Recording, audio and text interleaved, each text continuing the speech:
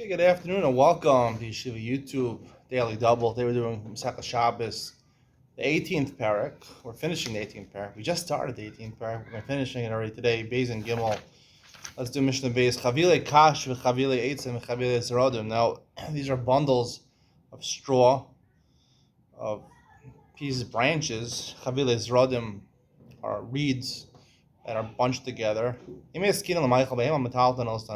If before Shabbos you have to prepare them, right? You can't just feed branches to your animals. You have to cut it up into smaller pieces.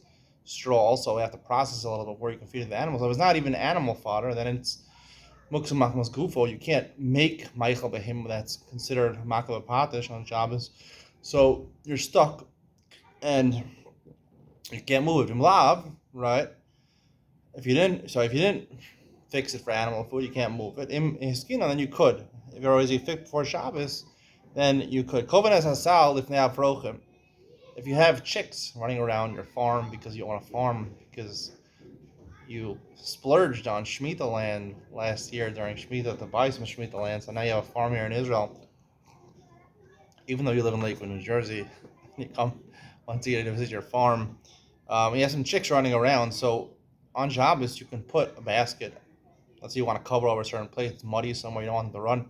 So you can put a basket, even though they're going to go on top and descend from it, because it's not considered Lavata Kli Meichano. The Gemara says in various places in Masechah Shabbos, it's also to take a Kli, something which is usually could be used on Shabbos, and basically destroy it. It's either similar to Soser, destroying the Kli, or Boner, building something. So whatever the problem is, it's not a problem because they're not going to stay on it and they're going to go up and down. You can take it away anytime you want. Let's say a chicken runs away. You want to bring it back into your farm, so you can push it. You can push it. When you push it, it's going to walk itself. Not only that, but also if you have cows, right, you can do a little more than push cows. You could actually take their feet and help them walk. And also, if you have wild donkeys, even though Sharabim, it would be a problem if you're carrying it, but it's not called carrying it because they're doing it by themselves. Medada as bana, Isha medada as bana. Again, if she has a young child who knows how to walk already, right, so she can help the child take steps. Amar Rabbi Yehuda Emasam is man shu no tal achas achas. When the child himself is actually taking the steps. If you just drag the kid, that's usher because that's called carrying. You're really carrying the kid, even though his feet are on the ground. You're carrying him because you're pushing the weight over there, so you're carrying the weight.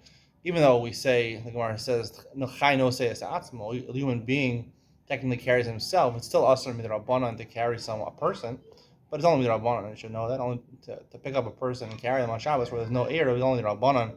Chayno says atzmo. Gimel. You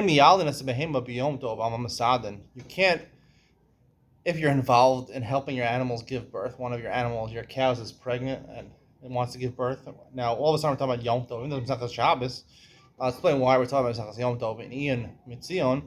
So you can't do it. You can't physically help the animal coax it to give birth on Yom Tov, and certainly not on Shabbos. So Mitzadin. But once the animal gives birth, you can support the animal and, catch the animal before it falls to the ground. It's funny, I actually went, a couple of, my parents were here about 4 months ago. We went to there's a cow farm, about a 5-minute drive from here. And we went there.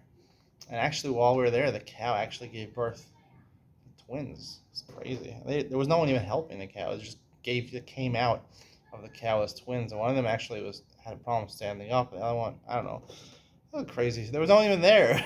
And they had like 100 cows together. People just come feed them straw. They have straw right next to them. You feed it to them.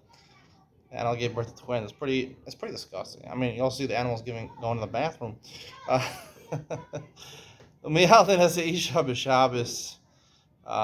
you ever had a child, I personally did have a child. One of my children was born on Shabbos.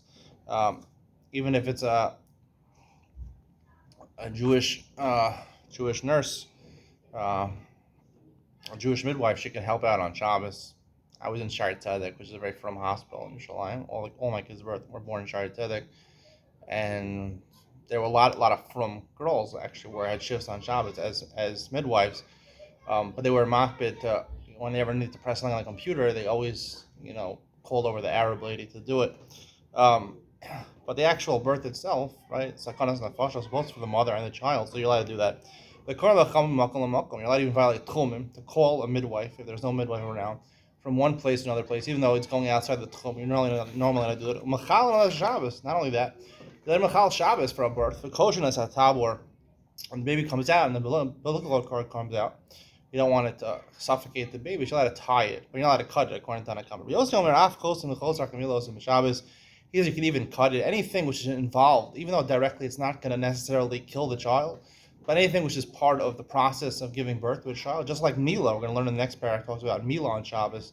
You're allowed to do those things on Shabbos. Anything which is necessary, even though it's ancillary purpose is not directly related to the Mila, but it's just going to help out the Mila. And same thing with childbirth, you're allowed to do on Shabbos because there's Pikuach Nefesh. And the reason you do Mila on Shabbos is a drush on the Torah. We'll learn more about that tomorrow on Perek Yutet. Hope you know today's share. Stay tuned for Ian Mitzion. We talks about giving birth on Yom Tov. Talking about Shabbos. Ian Mitzion coming up next.